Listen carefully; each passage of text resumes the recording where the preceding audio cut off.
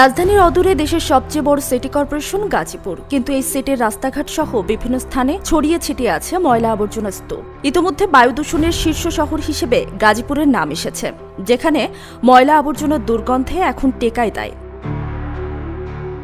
প্রতিদিনের ময়লা আবর্জনা থেকে ছড়াচ্ছে দুর্গন্ধ, অতিষ্ঠ হয়ে পড়ছেন স্থানীয় বাসিন্দারা। মহাসড়কের পাশে ময়লার স্তূপ হওয়ায় তৈরি হচ্ছে যানজট। তাছাড়া বৃষ্টি হলেই ময়লা ছড়িয়ে পড়ে চারপাশে, এতে ভোগান্তি পোহাতে হয় সকলকেই। এই জায়গায় আসলে এই ময়লাটা থাকা একদমই উচিত না।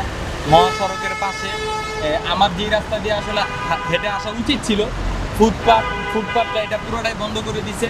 এবং এইখানে যে এশিয়া ইয়ারকন, তারপর হচ্ছে আরও কয়েকটা কাউন্টার আছে, এই কাউন্টারে বাসগুলো থাকার কারণে এবং এই জায়গাগুলো আসলে পরিবেশ নষ্ট করতেছে। এক্সট্রিম মশার কয়েল প্ল্যান্ট ফাইবার দিয়ে তৈরি, ডেঙ্গু, চিকুনগুনিয়া বাহি সহ যে কোনো মশার বিরুদ্ধে দেয় এক্সট্রিম সুরক্ষা। 2013 সালের 13 জানুয়ারি 330 বর্গ কিলোমিটার এলাকা জুড়ে দেশের বৃহত্তর গাজীপুর সিটি কর্পোরেশন গঠিত হয়। এক যুগেরও বেশি সময় পেরিয়ে গেলেও মেলেনি কাঙ্ক্ষিত নাগরিক সেবা।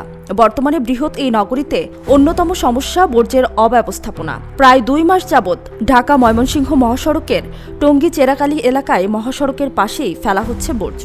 এই ময়লাগুলা মহাসড়কের পাশে রাখাতে আপনার সাধারণ পথযাত্রী চলাচলের সমস্যা হচ্ছে, এবং কি আমাদের গাড়িতে যারা যাত্রী তাদেরও সমস্যা হয়, আমাদেরও সমস্যা হয়। স্থানীয়রা জানান, বর্জ্য সরিয়ে নিতে গাজীপুর সিটি কর্পোরেশনের কর্মকর্তাদের জানালেও নেওয়া হয়নি কোনো উদ্যোগ। অন্যদিকে গাজীপুর সিটি কর্পোরেশনের বর্জ্য ব্যবস্থাপনা কর্মকর্তা বলছেন, ময়লা কোথায় কে ফেলছে এ বিষয়ে তিনি কিছু বলতে পারেন না।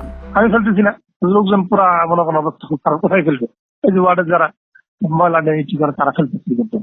আমি বলি না হ্যাঁ ময়লা ফেলে, তারা যদি কালকে থেকে না ফেলে অন্য জায়গায় নিয়ে যায়, আমি আরো খুশি।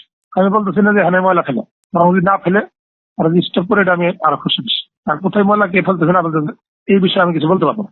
আমার কাজটা হচ্ছে যে আমাকে নিয়মিত সমস্ত লজিস্টিক সমস্ত কিছু দিয়ে দিবেন, সেইভাবে যে আমি যদি সেই আমার আপনার নিয়মে আমার লজিস্টিক আমার জায়গায় যদি না করি, তখন আমাকে কর্তৃপক্ষ আমাকে জিজ্ঞাসা করতে পারে।